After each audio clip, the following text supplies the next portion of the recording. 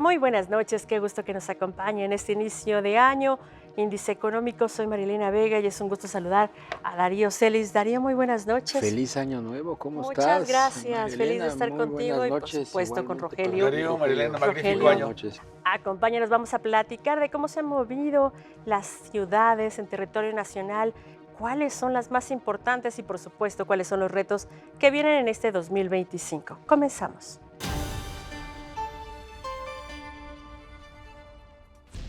¿Cuáles son las ciudades más competitivas y, por el contrario, las más rezagadas de acuerdo con el IMCO? Vea esta pieza que le preparamos. En los últimos años, la población mexicana ha crecido especialmente en zonas urbanas, ciudades donde se promueve el desarrollo económico, pero también enfrentan desafíos en seguridad, movilidad y sostenibilidad ambiental. Anualmente, el índice de competitividad urbana evalúa a partir de 35 indicadores a 66 ciudades, donde viven más del 62% de los mexicanos y que afecta a 2 de cada 3 personas de la población económicamente activa. En la categoría de más de 1 millón de habitantes, las ciudades que ocuparon los primeros lugares en 2024 en indicadores de innovación y economía, registro de patentes, diversificación y dinamismo económico, así como el tamaño de su mercado hipotecario, fueron Saltillo, Ciudad de México, Monterrey y Guadalajara. México es un mosaico de realidades económicas donde pues, las ciudades han venido trabajando en diferentes indicadores para mejorar su competitividad. Para platicar de este tema, y nos da mucho gusto que nos acompañe, está con nosotros Víctor Gómez Ayala, director de Analítica de Datos del IMCO, del Instituto Mexicano para la Competitividad. Víctor, buenas noches. Buenas noches, Rogelio. Mil gracias Buenas por la noches. invitación. Víctor. Víctor, acaban de presentar pues, su reporte de competitividad urbana, un reporte pues, que ya tiene varios años elaborándose. ¿Qué hay de nuevo en esta situación de las ciudades buscando ser más competitivas? Sí, de muchos datos interesantes. Yo rescataría dos. El primero, tuvimos que hacer una revisión metodológica. Las autoridades federales conformadas por SEDATU, el INEGI y el CONAPO actualizaron las delimitaciones territoriales de las ciudades 2020. Es una publicación muy reciente y esto nos obligó a reformular el planteamiento de las ciudades porque lo que ahora se determina como zonas metropolitanas en México cambió un poco. Cambiaron sobre todo las principales capitales del país, la Ciudad de México, Guadalajara y Monterrey, y se reconfiguraron los municipios que conforman la mayoría de las zonas metropolitanas del país. Como resultado de esto, digo, no, nada nuevo con respecto a algo que veníamos viendo previamente, encontramos que las ciudades que destacan en los índices de competitividad sobresalen en el balance de tres cosas: aspectos de seguridad pública, Estado de Derecho, eh, temas que tienen que ver con el mercado laboral, sobre todo relacionados con formalidad, y finalmente temas de aspectos económicos, diversificación de la economía y características de innovación.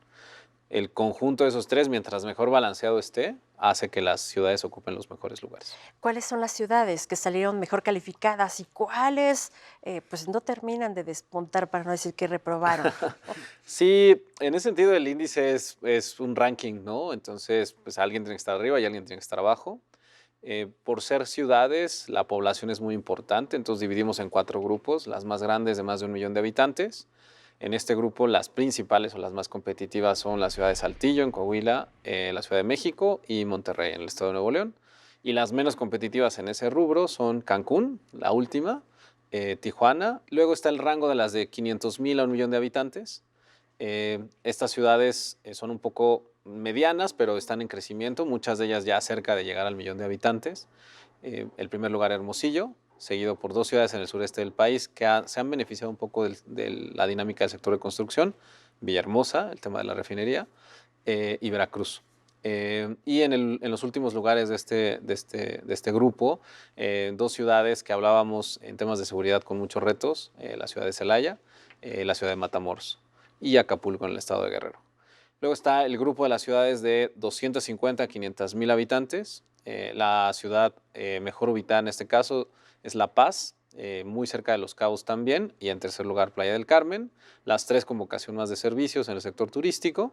Los últimos lugares dentro de este rubro, las ciudades de Zacatecas y Colima. Y finalmente están las ciudades de menos de 250,000 habitantes, son ciudades más pequeñas, de las que podemos evaluar por la disponibilidad de datos.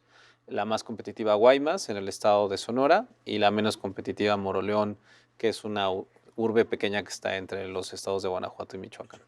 ¿Cuáles son los factores o las variables que se consideran para terminar calificando a estas ciudades, ya sea por densidad de población o región? Sí, eso es bien interesante, Darío. Utilizamos 35 variables, las agrupamos en 6 subíndices que nos permiten ver temas relacionados con seguridad pública en Estado de Derecho, son indicadores de incidencia delictiva y percepción de seguridad, mercado laboral, condiciones de ocupación de las personas que operan en los mercados laborales de estas ciudades, infraestructura, tanto acceso como calidad, temas de sociedad y medio ambiente, que son acceso a servicios educativos, escolaridad, acceso a servicios de salud y temas relacionados con manejo de basura y algunas otras consideraciones ambientales, consumo de agua, por ejemplo. Luego está la calidad de las instituciones, del sistema político y de los gobiernos. Vemos aspectos que tienen que ver con la gestión directamente del gobierno en temas de ingresos públicos, pero también temas relacionados con la incidencia que tienen en temas de planificación urbana y mortalidad infantil. Y finalmente, temas que están más vinculados con aspectos de innovación y economía, donde vemos temas de crecimiento, diversificación, que tienen que ver también con temas de innovación como el registro de patentes y los centros de investigación. Víctor, ¿qué ha pasado con el sureste del país? En los últimos años, pues desde el gobierno federal ha habido una apuesta pues importante por llevar desarrollo a esa parte de nuestra nación. ¿Se refleja esto ya en los índices de competitividad? Un poco sí, en la parte de crecimiento es notorio el impacto que ha tenido el crecimiento de las entidades como Oaxaca por el tema del tren transísmico, en Tabasco la construcción de la refinería, en estados como Quintana Roo, Yucatán, Campeche, la construcción del Tren Maya, y contrasta mucho cuando ves las cifras de otras ciudades menos, de otros estados menos, digamos, impactados por el desarrollo de estos proyectos, como pueden ser Chiapas o Guerrero. Sí, el contraste es fuerte. Ahora, el reto está en cómo traduces esa actividad de construcción en otros indicadores, ¿no? Vemos, por ejemplo, el mercado laboral, la informalidad sigue muy alta, ¿no? En temas de acceso a servicios de salud, la disponibilidad de médicos o de acceso a hospitales sigue muy baja, la asistencia escolar comparada con las ciudades del norte del país es más baja, y algo que nos permite el índice de competitividad urbana es diferenciar, ¿no? Las realidades a nivel urbana dentro de las propias entidades son muy distintas.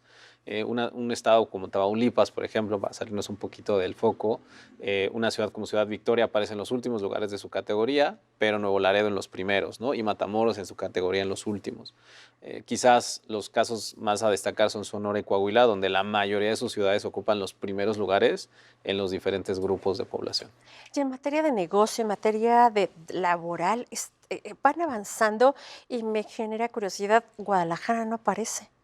Guadalajara es el cuarto lugar en las ciudades de 1 millón de habitantes, muy cerquita de la ciudad de Monterrey.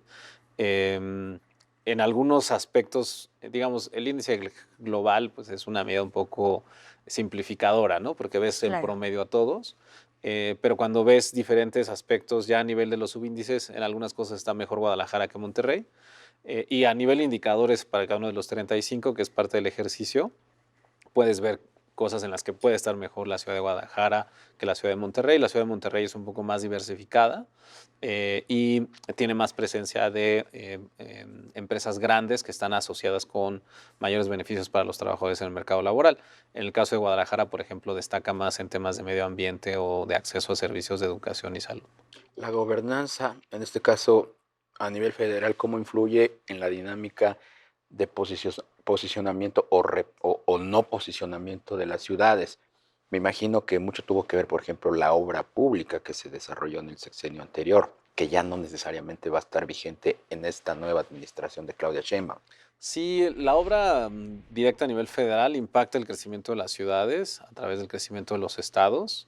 También hay otros aspectos como la transferencia de recursos federales a través de las participaciones y las aportaciones que se integra dentro de los recursos que tienen disponibles los municipios. Y esto es un reto, ¿no? A nivel metropolitano porque las ciudades están integradas por muchos municipios y no siempre existe la coordinación, ¿no? Muchas veces pertenecen a partidos políticos distintos o tienen plataformas de gobierno muy distintas, que hace difícil que esa disponibilidad de recursos que a veces llega de la federación, pues les beneficie de manera pues, conjunta, ¿no? Claro. Esta parte de la competitividad de las ciudades les puede ayudar a accesar mejor financiamiento, ya sea público o bien del sector privado. Sin duda. Desde nuestra experiencia en el IMCO, la medición de competitividad le interesa a tres tipos de personas, de usuarios, ¿no? Primero, los gobiernos, por supuesto. Hay gobiernos municipales más interesados. Ocurre que, digamos, en determinado estado, la capital es una ciudad que abarca varios municipios. Ujú. Bueno, el municipio capital es el que generalmente tiene mejor interés, pero eso atrae el interés de los demás. Entonces, los primeros usuarios son los tomadores de decisión a nivel política pública. Segundo, están los empresarios, ¿no? Las personas que invierten, y creo que ahí es un tema impacta el financiamiento, porque mientras mayor presencia de sectores productivos, de gente que desea invertir, de emprendimiento, eso se asocia con mejores condiciones de financiamiento. Y finalmente, las personas, ¿no? Porque son las que van a trabajar, ¿no? ¿Dónde quieres trabajar? ¿Dónde es seguro? Claro. ¿Dónde voy a ¿En qué tener buenos ciudad, no? servicios? ¿Dónde hay buenas escuelas? ¿Dónde hay buenos hospitales? ¿No? También paulatinamente vemos que a las personas les interesa más como echarle ojo a esas variables para ver la calidad de vida en estas ciudades. De un estudio a otro estudio del que hicieron, ¿vamos avanzando? ¿Hubo un stand-by? ¿Cómo lo viste? Bien interesante esa pregunta. Vemos mejoras en la parte de seguridad en promedio. Cuando vemos indicadores como tasa de homicidios o robo de vehículos, que son los que mejor reflejan las condiciones de seguridad pública, el promedio de las ciudades mejora, aunque obviamente hay algunas que empeoran y unas que mejoran, ¿no? Otro tema, mejora ligeramente la percepción de seguridad. La gente, aunque se declara poco segura en general, ¿no? Las tasas de declaración de inseguridad son altas en las encuestas de percepción del INEGI, mejora un poquito marginalmente con respecto al año pasado.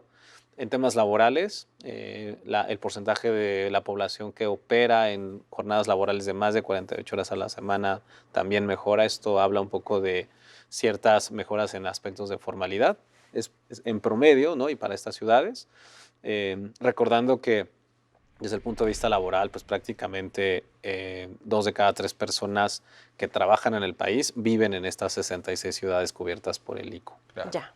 Pues como tú dices, México se va haciendo cada vez más urbano, Sí. hay más población en estas ciudades que ustedes siguen y te queremos agradecer, Víctor Gómez Ayala, director de Analítica de Datos del INCO, que nos hayas acompañado esta noche. Muchas gracias. Muchas gracias por la Gracias. invitación. Buenas noches. Buenas noches. Pues avanzamos sin lugar a duda en materia de competitividad de un año al otro.